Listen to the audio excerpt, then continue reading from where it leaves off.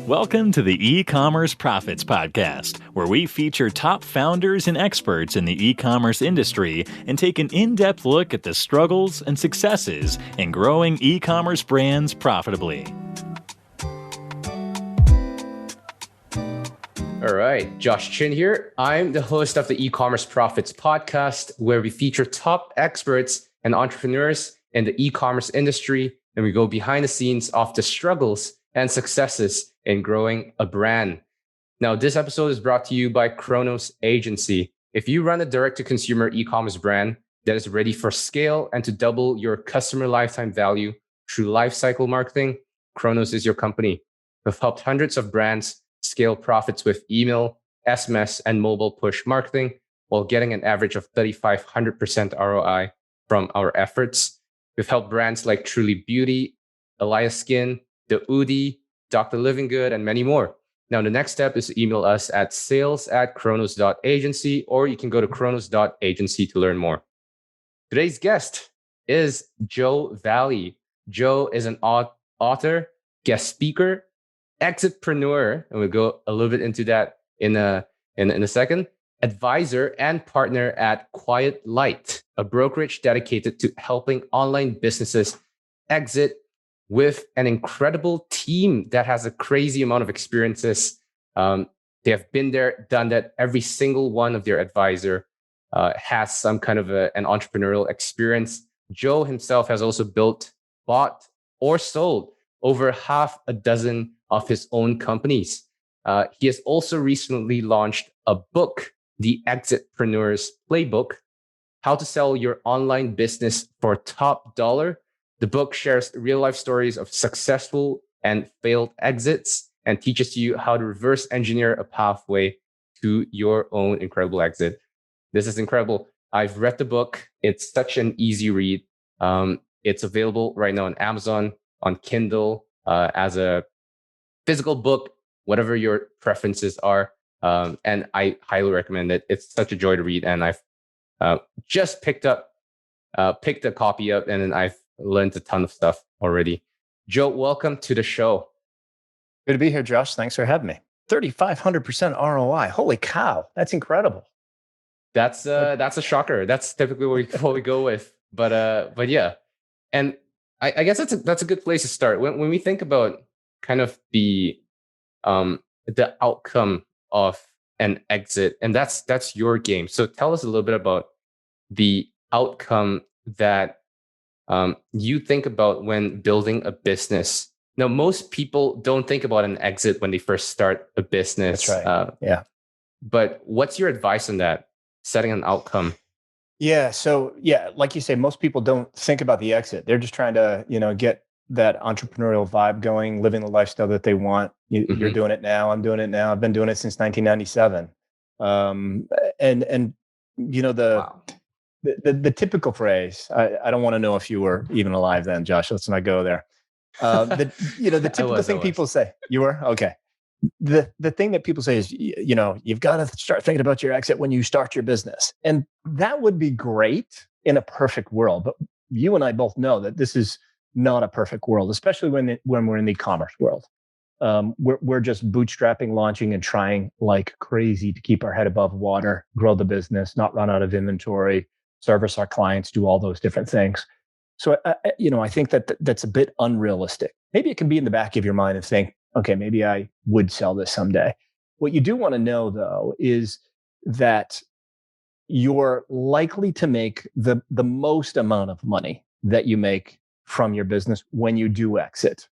When you do the math on it, the majority of all the money you'll ever make will be, the day that you do close and someone else takes over your business. And that's because, you're putting so much time and effort and energy and money back into growing the business that you're not able to take as much out. It's not cash flowing the way you would hope. You've got to hold it for a much longer period of time to get that to that tipping point where the cash flow is sort of outweighs the benefits of an exit. The problem with waiting that long is that we promote ourselves to our own, level of incompetence, right? We're only good at so much as entrepreneurs, and running an enormous team and forward thinking years in advance and things of that nature, maybe strengths of some, like a Zuckerberg or a thing like that. Mm-hmm. But it's really not the typical. We as small business owners have a life cycle, a level of expertise. And when we get beyond that, the business becomes a lot less fun and it doesn't grow at the same pace. And then the value starts to diminish. So the majority of people do choose to exit so that they can take some money off the table, start their next business with more cash in the bank and a little less stress and a little less bootstrapping, if you will. Joe, it sounds like to some degree, that's also admitting that we as entrepreneurs are not as incredible as we think we are. And at some point in time, the business outgrows what we, who we are. And how do you reconcile that fact that it takes a ton of gut and a ton of courage and I guess some arrogance to grow business to whatever size it is, but at the same time, you need that humility to. It's a little arrogance and it's a little fear, right? So the last job that I had, Josh, I resigned from it, but really I resigned because I was probably going to get fired because it was an entrepreneurial world that I lived in because it was a small startup that went, I was employee number 34. And then by the time I left 3 years later, we had over 1,000 and it was amazing and awesome and great. And I'd be the first one in and the last one to leave early on. And then at the end, it was like I was a worker ant, was just going into the business and working. And, people were being promoted to their level of incompetence. And I was vocal about it. And that kind of got me in hot water. So I resigned before I left. I think the entrepreneurial affliction that we have that you're talking about is, this thing called I can do that or shiny object syndrome. We all think we're capable of just about everything. But what we have to realize is that we're capable up to a certain level. Like I'm a bit older than you, twice your age, right? I got some hair on the chin, got some gray hair. Yeah. So I've been there, I've done it. I've learned from my mistakes and others, and I know what I'm good at. And I also know what I'm not good at, what doesn't interest me, what is challenging, and what I put off because it's not exciting.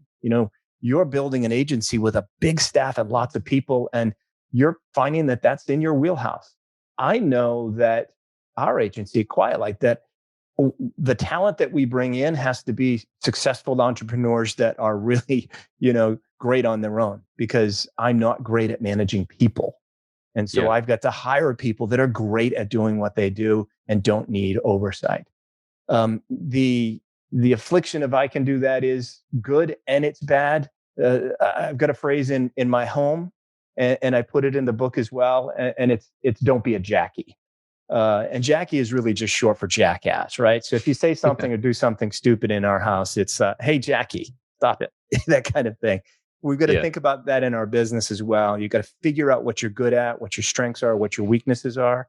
And to a certain level, you can improve your weaknesses, but not to the point where if you just hate it, you can't change that at a certain point. You can outsource, right? If you're terrible at accounting, outsource to an e-commerce bookkeeper. That's a no-brainer. You should be doing that anyway.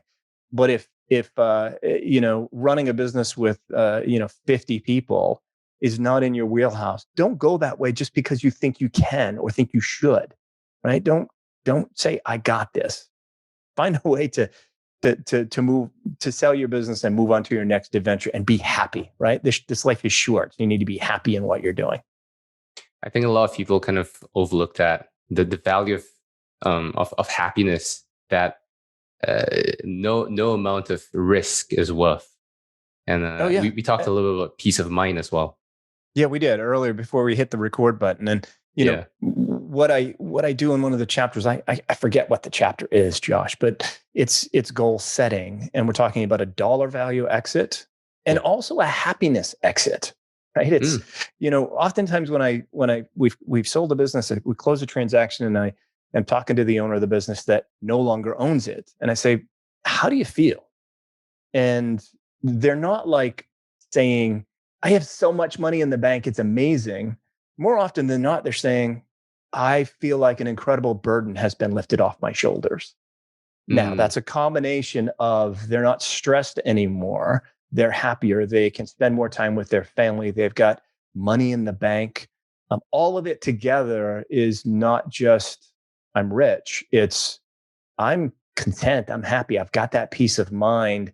I'm not done, folks. I'm going to go ahead and start another business. And I'm going to do this again. And often what they do is they start another one, but with more experience and knowledge under their belt. And the next one that they build is actually more valuable than the one that they just sold. It's an interesting process. The more experience you gain, the more valuable the business becomes, or the better lifestyle you live. You're not stressed out as much. That's what you mentioned in the book, training for an exit. Yeah. And having multiple exits under the belt and getting better at it.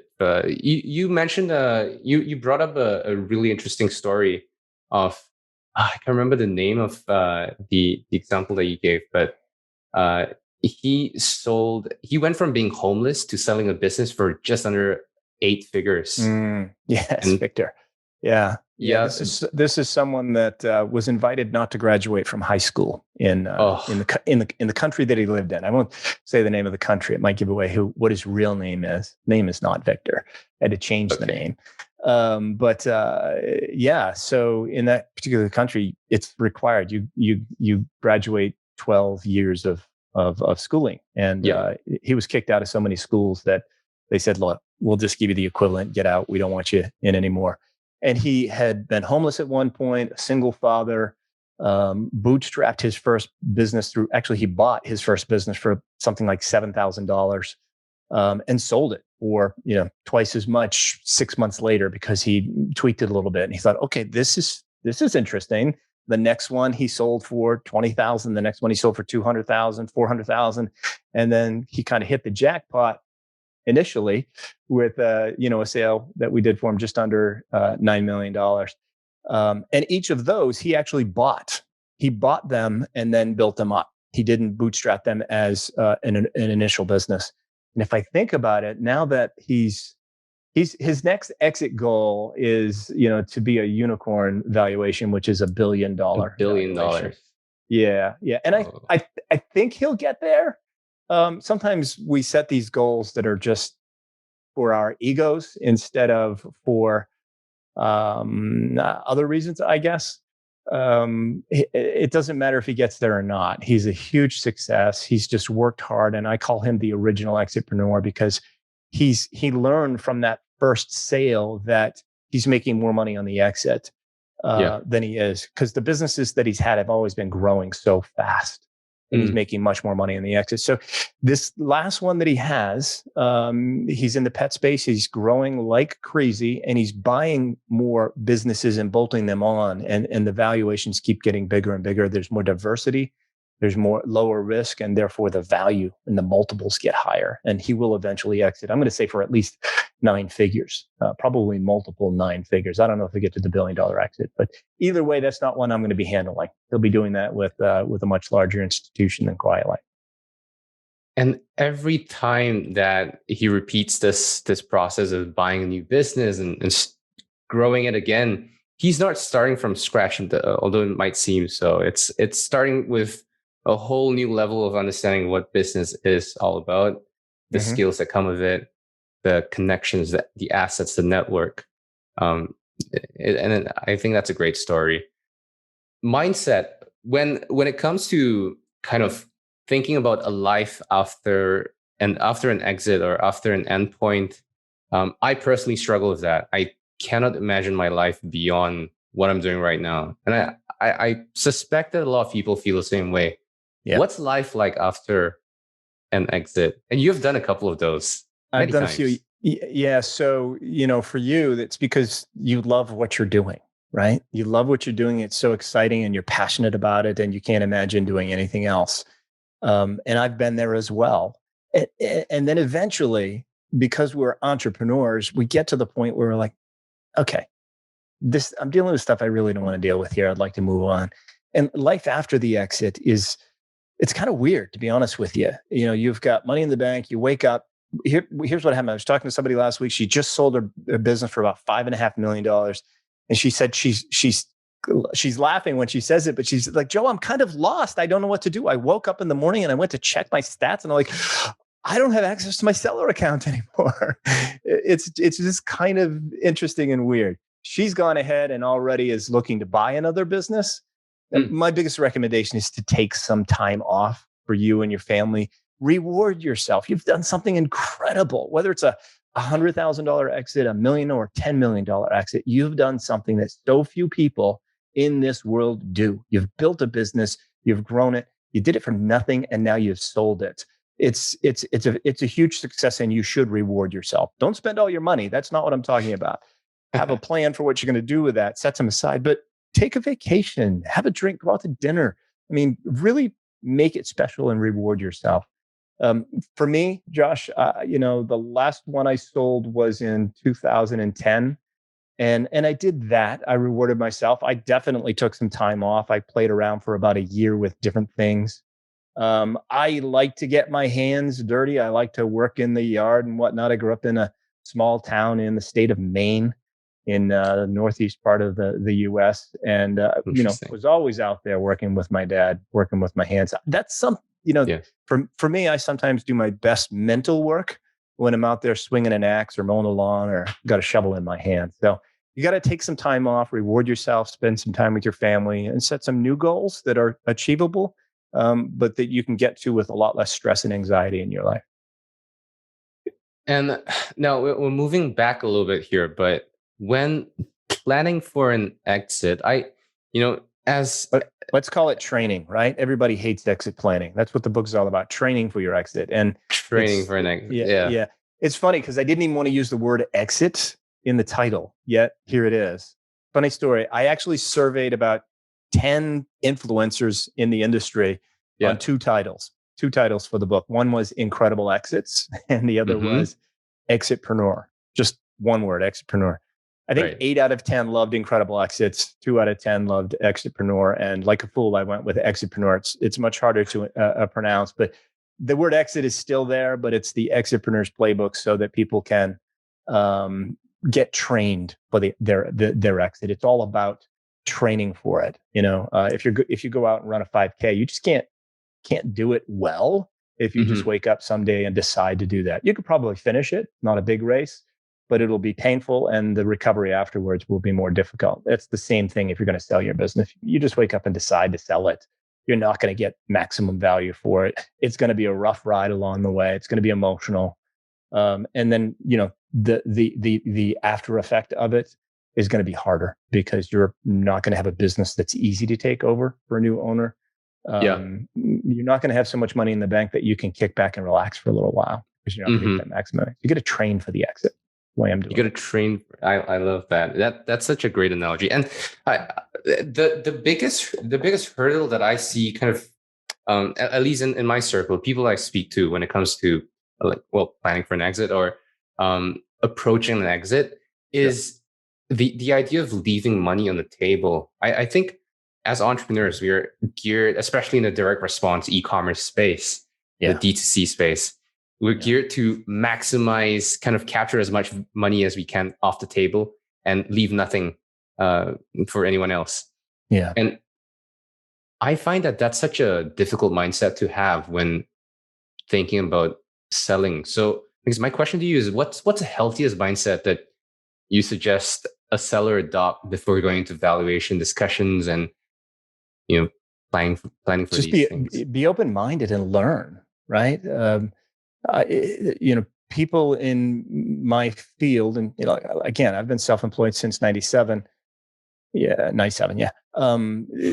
We have expertise in certain areas. Right now, I'm not an expert in e-commerce. It's been a long time since I sold my last e-commerce business, but I am an expert in understanding exits and valuations and what buyers want, what they fear, how to calculate sellers' discretionary earnings, what's an add back, making sure you don't leave any money on the table. So be open-minded and talk to experts in the field and learn, right? Learn. Yeah. The problem is, though, Josh, that people are fearful, or historically have been fearful, of talking to quote unquote brokers, because brokers, some of them, have a tendency to try to talk you into signing an engagement letter and overpromise and underdeliver. So I had to write the book. I had to put it all there to, talk to the hundreds of thousands of people that I can't talk to one-on-one, right? I've talked to over 5,000 entrepreneurs in the last 10 years, but that's not enough. There's so many more to reach. And it's like drinking through a fire hose in terms of training for your exit. You do that, and what you do, and you tell people how they're going to get better rankings and get that 3,500% ROI. That's like drinking through a fire hose for them. So they just hire you for it.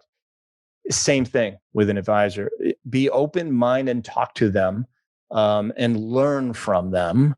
And then, what you'll find is that you become more motivated. You're starting to understand what the dollars will actually look like. You'll set a financial goal. This is what I want to exit for. And then you have to reverse engineer a path to that. The only way to be able to reverse engineer a path to that is knowing where you are today, right? It's the old saying, you can't get where you want to be if you don't know where you are right now. Or you can, but you're going to be tacking back and forth in that sailboat along the way. If you want to go a direct path to your exit, you got to figure out what that goal is. And then you have to know where you are today. And the only way to know that is to learn. And that's a conversation with a broker or advisor and reading the book. Look, I wrote the book because it had to be written because there's so much misinformation out there. We cover everything from valuations to what buyers want, what they fear, deal structures, right? There's kind of 12 total deal structures that we talk about in the book, Josh. 6 of them are cash plus, right? There's always cash, right? Everybody wants all cash, but it's, plus stability payments or earnouts, all these different things, and trying to help sellers, entrepreneurs understand what they all are so they don't have to be fearful of some of them, right? A confused mind always says no, right? So I'm trying to eliminate some of that confusion so you can start to say, well, you know what? Maybe an earnout, a partial earnout might be good. I could get much more upside with a second exit on an equity roll someday. Being open to some of those things, I think, is why I wrote the book, so that people can understand all of them and go into the valuation process with an advisor with a really, really good education at their own pace too, right? They can just pick it up and read a chapter here and there. And it's such an easy read. I just can't, emphasize that enough, because I try to read books as much as I can, but I'm a slow reader. So when a book gets too heavy, it drains me, and I kind of lose interest pretty quickly. That was the hardest part of this, right? It's a subject that could just make your eyes bleed and be tragically boring. And so I appreciate you saying that, because it was a big goal of the book. I needed to make it readable. And I interviewed a lot of entrepreneurs that had sold their business. The original plan was that every other chapter was going to be a full story on someone's exit, but it was going to be, 1,000 pages long if I did that. Oh, yeah. So I had to just, put some stories in there, real life stories, some, as you said at the beginning, some really great success stories like Victor, and then some epic failures, some of my own, and some others that I've worked with over the years. And of course, I've changed all of their names, folks, and I've given first names only and their fake names. I cannot, talk about epic failures. Reverse and use engineer somebody's full, no full names there. Protecting the innocent. Talking about mistakes and failures, what is one mistake or regret that you would change if you could go back in time, like knowing what you know now?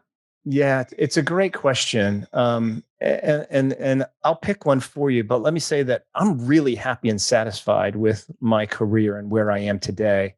And if I go back and, if I could pick a mistake or something and change it, it would have changed the course and trajectory of my career. And I'm real happy with where I am because I'm helping a lot of people. And I really, that fills my cup, if you will. So I think with the helping mentality, if I could change something, not one specific day or moment in my career, but a mentality in my career, and that is as a business owner, as an entrepreneur, if I could have changed my mindset early on as a young man and said, just help as many people as you can and trust that that's going to come back around to you, that's what I would have changed, right? Because early on, you're just, oftentimes out for yourself and just trying to make money and have that mindset of, I'm just going to make as much money as I could possibly make. I'm going to make more money and make more money and make more money. And what can I get out of this? Right.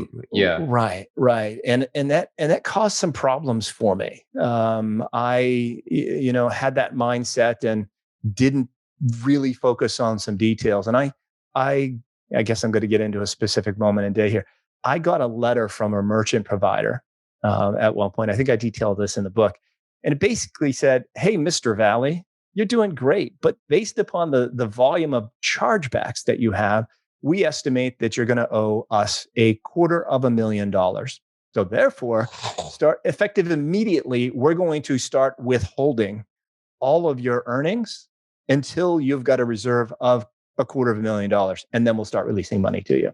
So, I had a team and a staff, and I thought, oh, what the hell am I going to do here? And the problem was, the mistake that I made was that I didn't keep my eye on the ball. I got lazy. I grew the business to the point where I was really interested in it.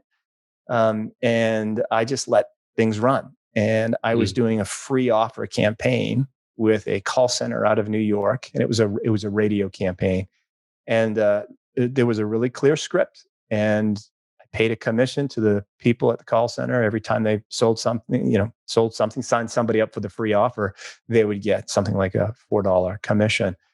They were deviating from the script, and I was not monitoring the script. All calls were recorded, but I wasn't monitoring the script. Turns out that, about 65% of the time, they were straight up lying to the customer that, nope, it's a free shipment. All you do is pay the shipping charge, and then we'll never charge you anything again. That wasn't the case.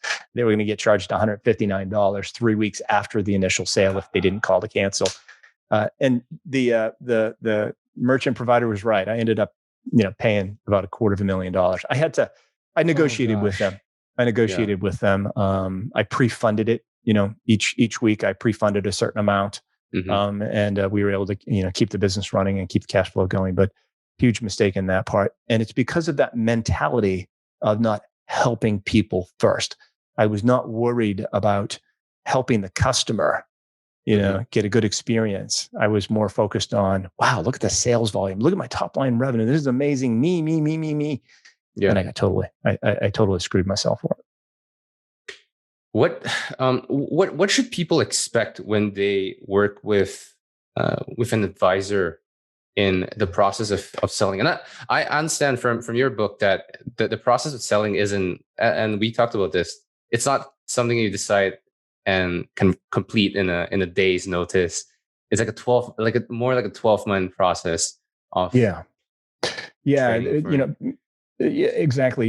You've got to. My advice is, the sooner you can start to learn about the value of your business and an eventual exit, the better off you're going to be. I know it's not going to be on day one when you start your business, but at some point when you come up for some air. And that's why it's in a book format, so that you can come up for air and grab the book and review a chapter and go, oh, I can do that, and learn along the way. Ideally, though, 12 to 18 months in advance, I think is brilliant, right? That way you can really focus on things to help you, achieve your goals.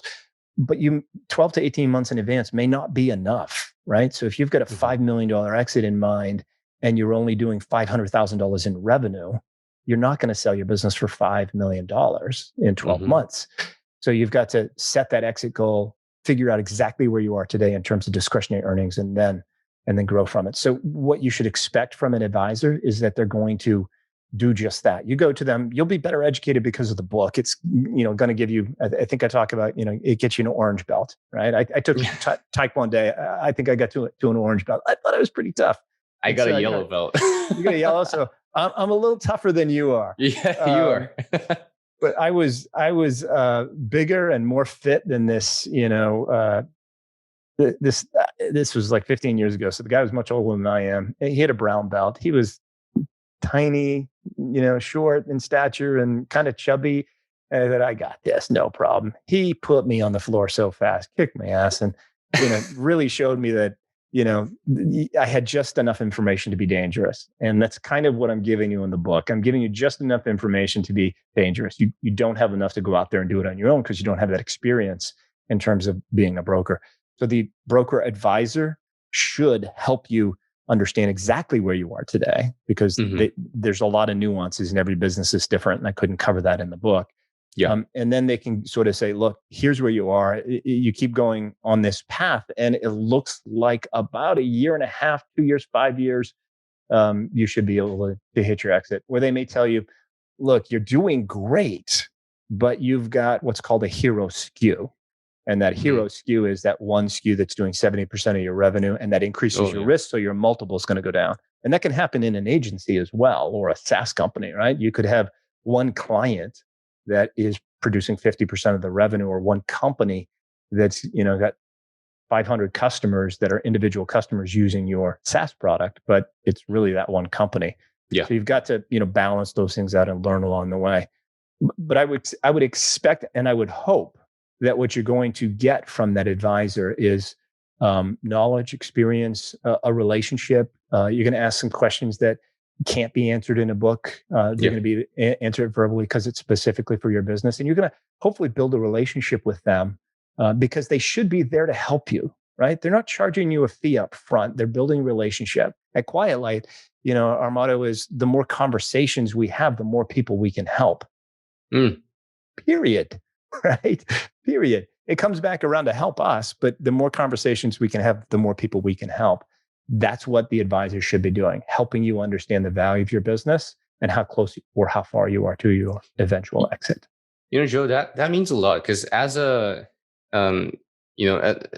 for me, and I think this is the same with a lot of people, as an agency that also works with partners and vendors and brokers, it's often daunting to think about the fact that, I'm probably not going to exit on my business. I'm not going to sell my business in the next 6 months, 12 months.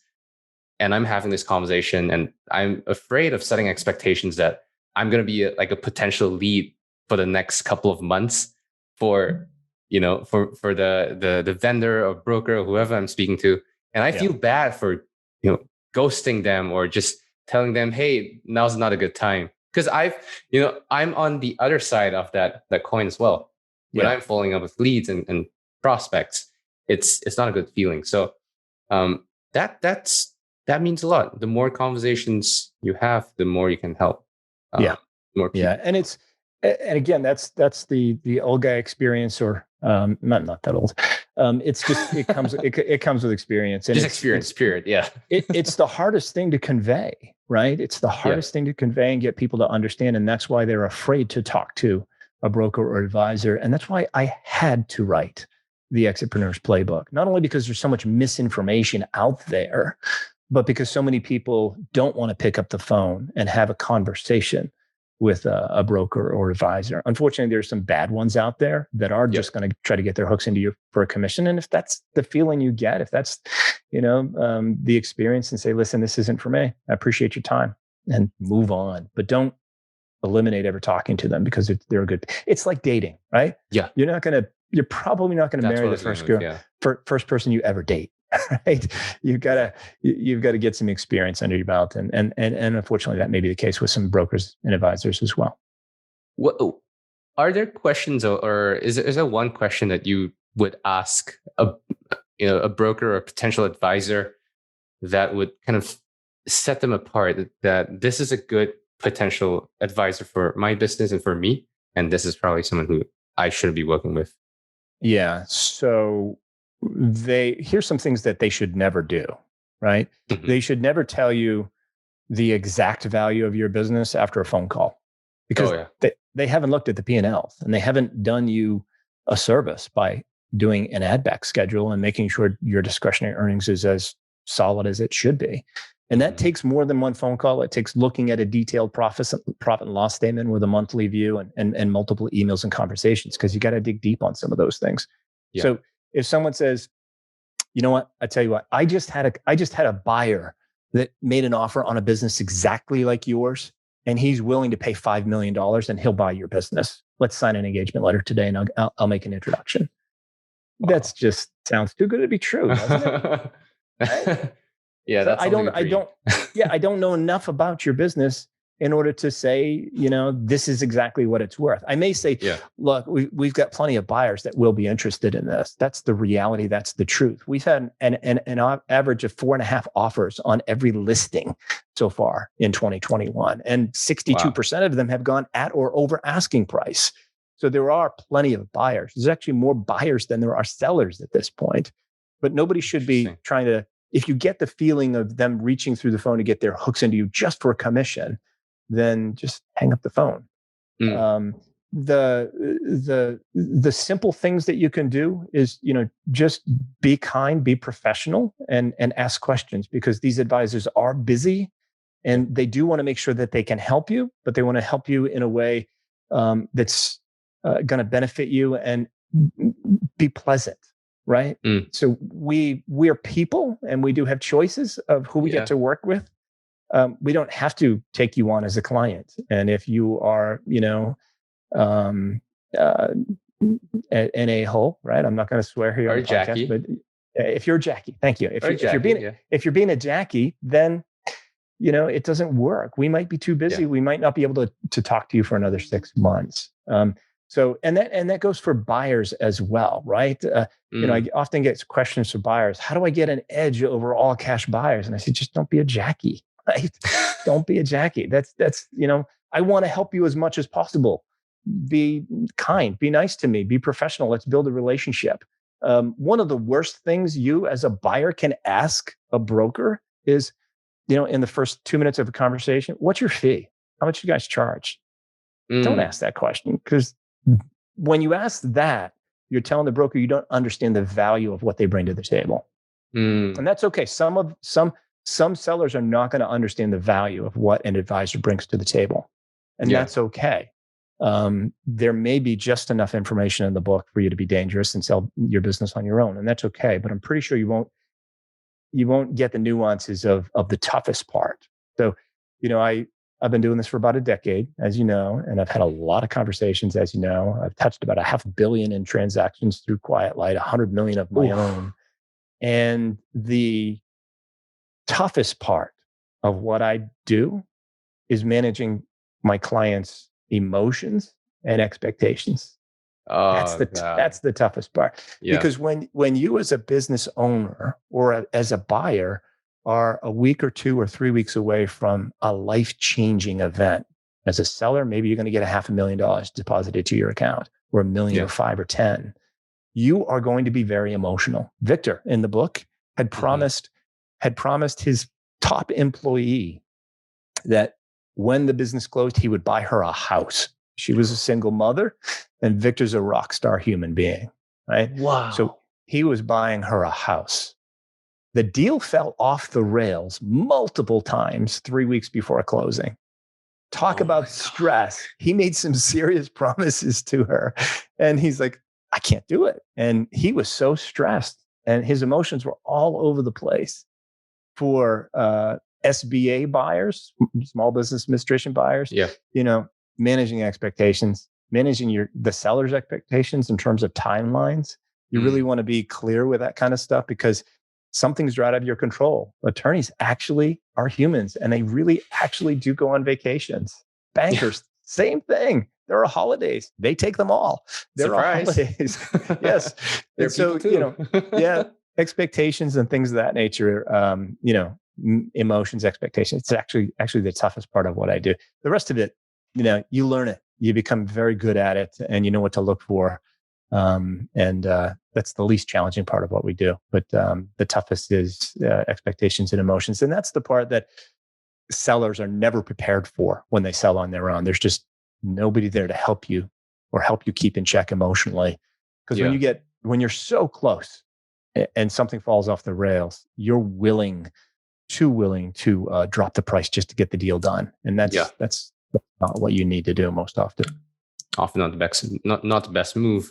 And I think this is on a lot of people's minds, valuations. And you talk about the 4-5 pillars to valuations, and risk being one of them. I'm not going to go into spoilers here, but I'm curious, just personally, the role of email, SMS, and these own marketing channels. That's our jam Where do they play in a part in the valuation of a business? Well, they're huge in your jam, as you say, because you help customers or you help business owners own the customer, right? Not FBA businesses. FBA businesses don't own the customer. But if you've got the customer's contact information and you're able to reach out to them and create repeat sales or upsells, it's more valuable, and historically has been more valuable than someone selling the same or similar products on a third-party platform. It is changing a little bit because of the aggregators, the third-party platforms. Sellers are seeing valuations equal to, D2C, where they own the customer. Historically, though, there's been a 10 to 20% bump in valuations because of a Shopify store where they own the customer. And using an agency like yours it's valuable too, right? Because sometimes people that do all of what you do on their own, they're the experts in the business. And that expertise, this goes to one of the pillars, is not as transferable, right? Because it's them, it's in their head, it's their knowledge and expertise, as opposed to outsourcing it to an agency like yours, where that's totally transferable, right? I want you to stick with me when I'm the new owner of the business. I need you. I want you. You guys are doing a great job. Nothing changes. All I have to do is continue to work with you. That really increases buyers' confidence, instills confidence in them, and decreases the risk of stuff going off the rails after closing. And that increases the likelihood of getting full ask or a higher multiple. I love that. That's good news. That's such a good news. I'm thinking that it's just a cash flow thing. It's just, doing all these email, SMS stuff. It just allows our clients to spend more money on ads, and that's the end. We don't think about kind of like the first question that I ask in every conversation that I have is, what's your goal of the business? Are you building to sell, or are you building to scale, and what timeline? And because that kind of frames our mindset and how we position the marketing channels. So this really helps with. That's a really, really smart question, Josh, because if they come to you and say, yeah, we're planning to exit in 12 months, you have to make different advertising decisions, right? You need to at least 100%. Break even. Yeah. You don't want to lose $20, $30, $40, $50,000 in that 12 months, because that's going to, if you lose $50,000 on a new campaign and a new SKU or a new brand, even though you're selling in 12 months, $50,000 times a 4-time multiple, it's $200,000 off the list price of your business. That's definitely a bad idea. Very bad idea. You rethink all these investments that we're making now.